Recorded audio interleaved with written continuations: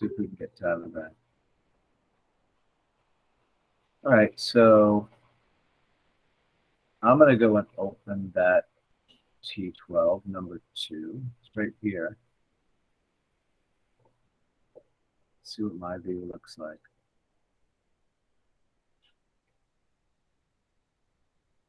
Well, so with this model, you don't have to worry anymore about copying and pasting the right cells. You copy the whole thing is the way it's designed to do. So you click that upper left cell right there and say copy. Then we go back to the template here where we're in that T12. And interestingly enough, oh, there's a folder here. Interestingly enough, how did that folder link get there? That's pretty cool. Here's the paste point, paste T12 below, right in here. So we paste it here. I'm going to say right click. Now, we're always trying to paste the values only. There's a way to do this. We can go up here and say file and you insert. How about insert? Insert. Actually, I forget how to do it by the menu. You know what I do is you do control. So control V is to paste, right? Control V. But if you do control shift paste, which I just did on my keyboard, then it will paste the values only. I forget how to do it by menus, you guys. But I did control paste. Control V is to paste, and control shift V is to paste values only. So that's the first step here. And then the T12 is reasonably simple in that we're rolling through this thing going, notice it starts to set up categories already. Look, it even highlighted the different areas that correspond to numbers, right? And once we start to click, so for the T12, we're going to click here. It says select 12 more months, right? 1, 2, 3, 4, 5, 6, 7, 8, 9, 10, 11, 12. So right there are the 12 months. So, and it gave me a little check mark. I've got the T12.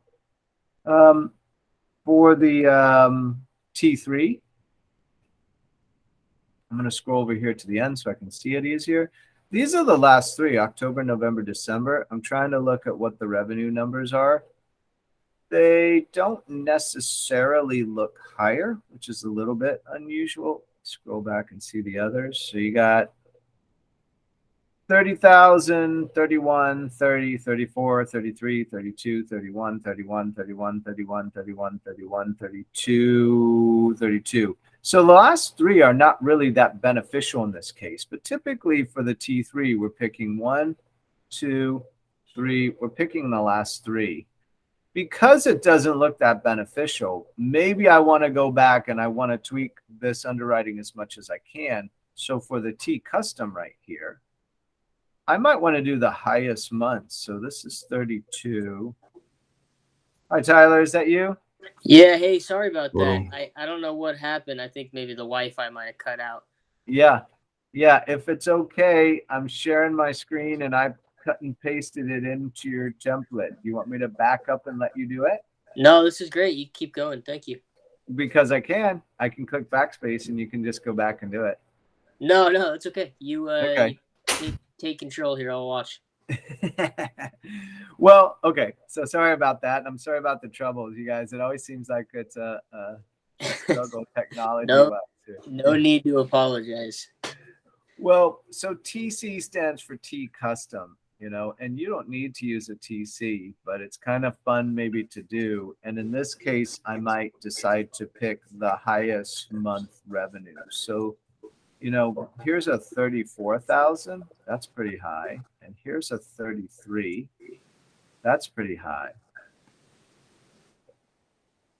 and maybe I pick this 32 over here, right? And that would be, is that my 3 highest? That's my 3 highest, right? So I do a TC, a T custom, and then I can pick any ones I want. It says 3 months selected. It doesn't matter how many you pick. The system will go back and take it for what it is and annualize 3 months. If you pick 4 months, it'll annualize 4. That's pretty cool. Okay. So now that I've done that, should I see comments? What do I got to do next? I need to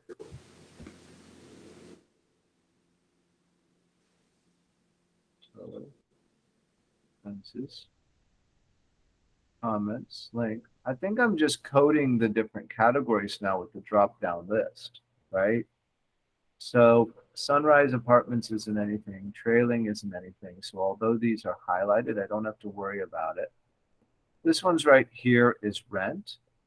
So I'm going to come over here and start typing. I think it's gross potential rent, and I like to start with that, GPR, gross potential rent. Oh, Inc. stands for income. That's an income category.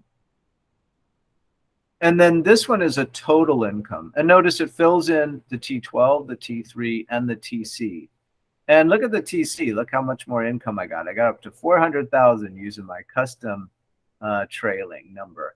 And at T3, the last 3 of the years only 381, and that matches very closely the total year. This is a little bit unusual. Nowadays, almost always those last 3 months are higher, right? Every seller's trying to pump up those numbers as they go into a sale.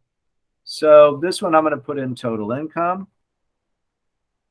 So total rental income. There we go. Then expense, there's no numbers for that. Contract services, no numbers. Contract labor. I don't know what contract labor is, but I might call it contract services. Fair enough. So let's call it, and I'm going to call it general. It's not security, landscaping, or pest control. It's contract services. Let's go down here to repairs and maintenance. R and M. Let me just hit enter. Ah, good. And evictions. What's evictions, you guys?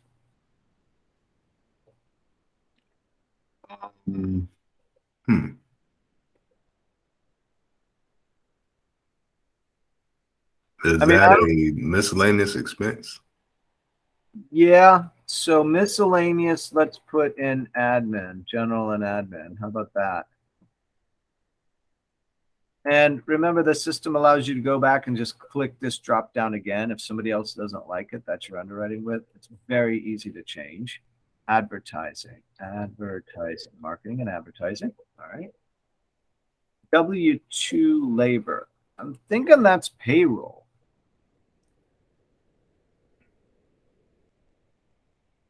Water. So it looks like a water expense. All of the expenses for utilities are under utilities. So utility expense. Go ahead, Charmaine. No, I was just going to say utility when you said water. Nice. Thank you. Thank you. And then let's see, electric. So all these are utility expenses. I could just drag it down if I wanted, but since they're separated by a space each, it's cleaner to me to go ahead and just go every other space the way they did this T12. Phone internet. I don't know. That sounds like admin to me.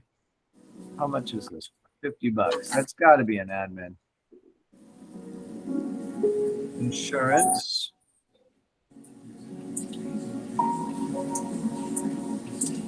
Real estate taxes here. Okay. And then total expenses. There's a total expense. Total expenses right there. And it drops that into. Wow, it gives me gray. Look at how fancy this is. And then net operating income. That gets labeled too. NOI. Mm-hmm. And there we go. We've coded the T12. So not too bad. I think I've taken about 10 minutes to do this. Maybe more. 15. If I click back to the summary, cross your fingers. Well, I got some values here. Now it's still going div divided by 0 because I don't have in the underwriting date. That's this date. 4/28 to 0/22. What's the name of this one, Charmaine? It was Sunrise or something?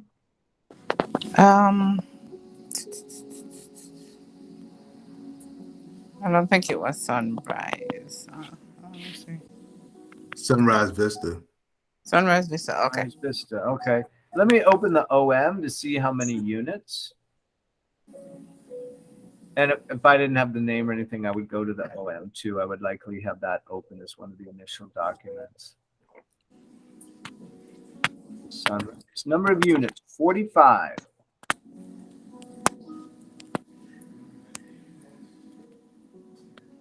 Where's my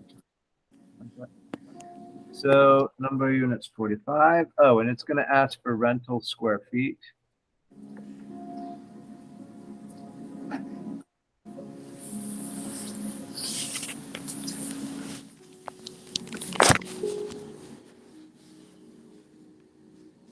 Looks like a lot of data here. Rentable square feet, 32,460.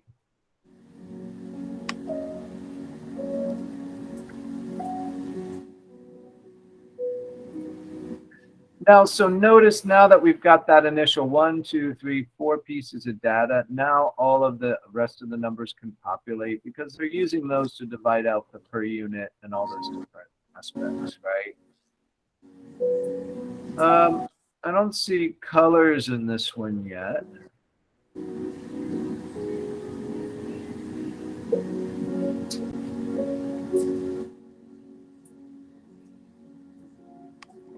Let me make some notes because I'll go back and ask some questions, Mr. Loesch.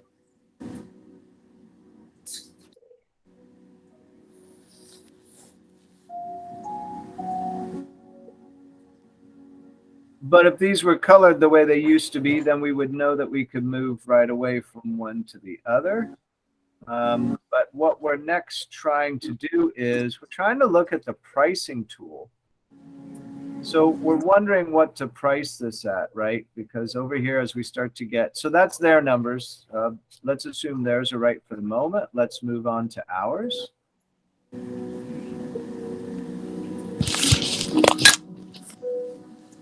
Here. Here. Okay, there we go. So ours, let's go ahead and say purchase price, right? This one's set at 13,000 per unit right now. I don't believe that's right. Additional rent. So open up the pricing tool. Let me expand this. And so here's the cap rates of the area.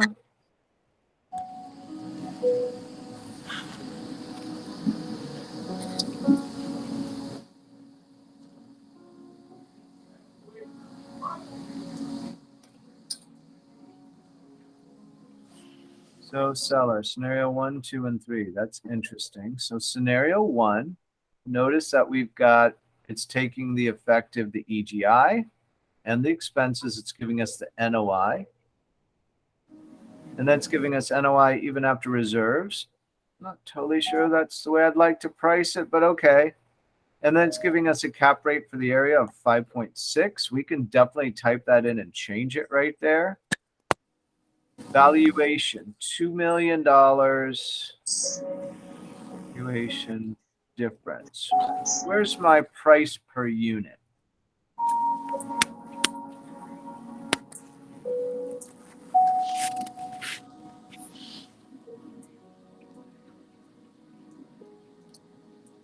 So it's gonna. I'll make sure to put that back in there, but it's gonna force me to do this. 2,032,000 divided by 45 units. So we're $45,000 a unit. So we want to come back over here to our scenario 1, and we want to put in 45,000 in here. There we go. And notice how I didn't do it exactly, right? But notice how My price is getting in there for 45,000 per unit. And then you've got your tool here for how much do you want to add per unit for, I think that once we do this entire property, we're going to add $180 per month per unit for value adds. It'll add that in. And right now it's taken the T12, but I'm not saying that right. I am able to look at the T12, the T3, and I'm looking at how much the income is here, amount.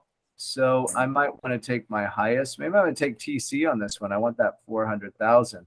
Now, why is it 497? Because it's adding in the 180,000 right there, right? If we zeroed out the 180, this goes back to the 400,000 we saw over on the T12 for our TC, our T custom, our trailing custom. Well, so I might like that to stay at 180, maybe $100 or something. I'm not sure what it is I'm planning on this property. But now I can scroll down and see some of the different options. I can see my, and scroll over this way to see net operating income, capital reserves, NOI, debt service. Where's my cash on cash? Go up to taxes. Well, I'd like to see my 3 items right here. I'd like to see my debt coverage ratio, my cash on cash.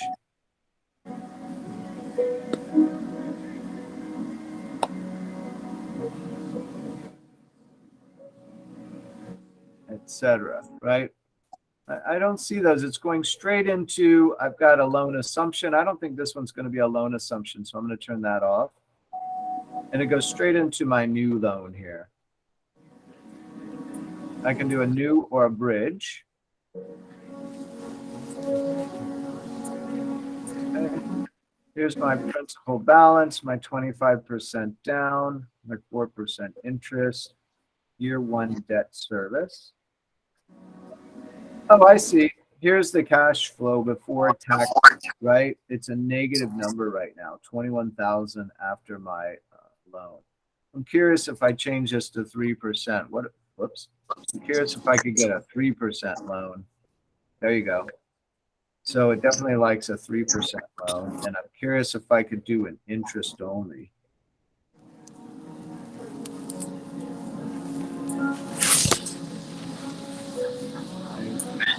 Loan fee, debt service, $102,000 a year. Yeah.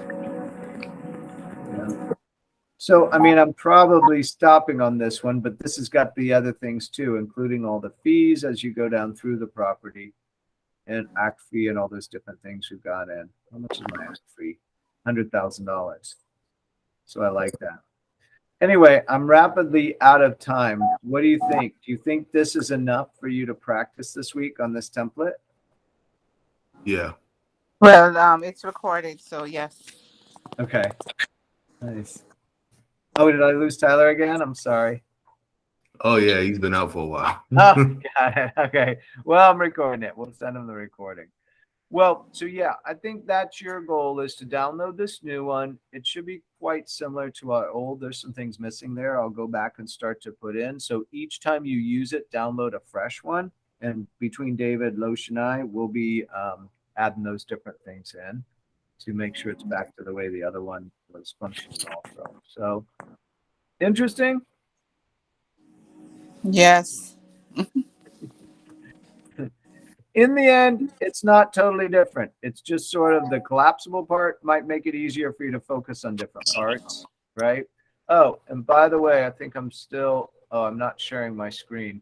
But by the way, I think I can collapse on it, even while we're looking at that scenario 1. Can I collapse this right here?